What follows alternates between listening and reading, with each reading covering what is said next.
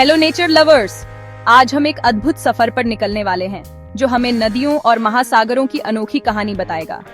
कभी सोचा है कि पानी की एक छोटी सी बूंद कैसे विशाल समुद्र में मिल जाती है? यह एक अद्भुत प्रक्रिया है जो हमें कुदरत की जादुई ताकत का एहसास कराती है।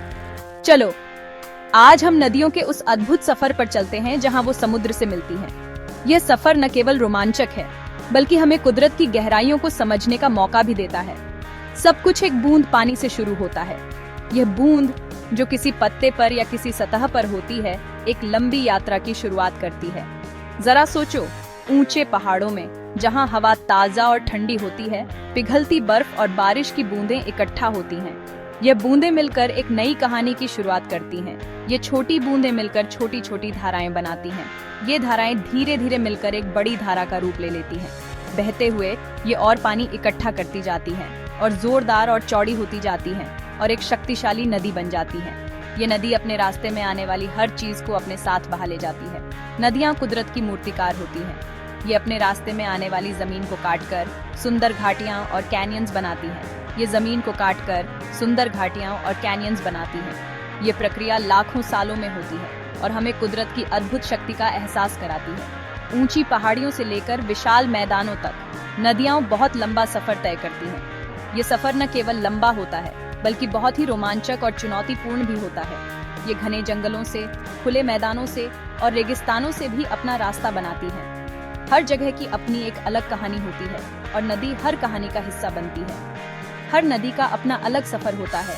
रास्ते में कई मुश्किलें और रुकावटें आती हैं, लेकिन नदी कभी हार नहीं मानती और अपने सफर को जारी रखती है। लेकिन लगातार बहते हुए और अपनी ताकत से ये कुदरत द्वारा बनाए रास्ते पर चलती रहती है। ये हमें सिखाता है कि हमें भी अपने जीवन में आने वाली मुश्किलों का सामना करना चाहिए। नदी की गति और ताकत बढ़ती जाती है। कभी कभी ऊंची चट्टानों से गिरते हुए झरने बन जाते हैं जो इसकी खूबसूरती और ताकत को बढ़ाते हैं। यह झरने हमें कुदरत की अद्भुत सुंदरता का एहसास कराते हैं। आखिरकार नदी अपने अंतिम मुकाम समुद्र तक पहुंच जाती है।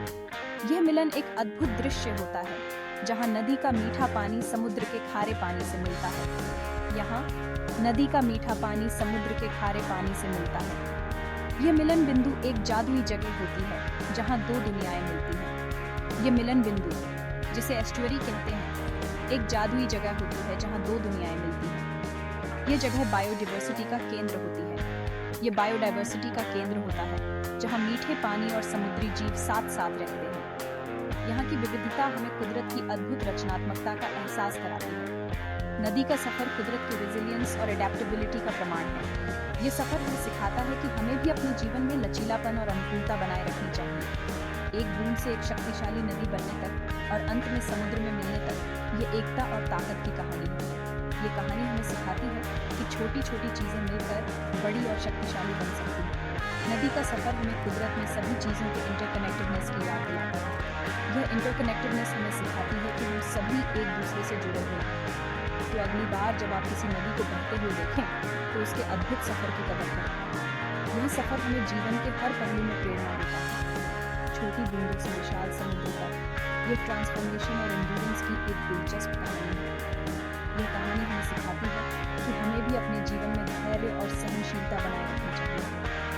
आज मेरे साथ इस सफर में शामिल होने के लिए धन्यवाद।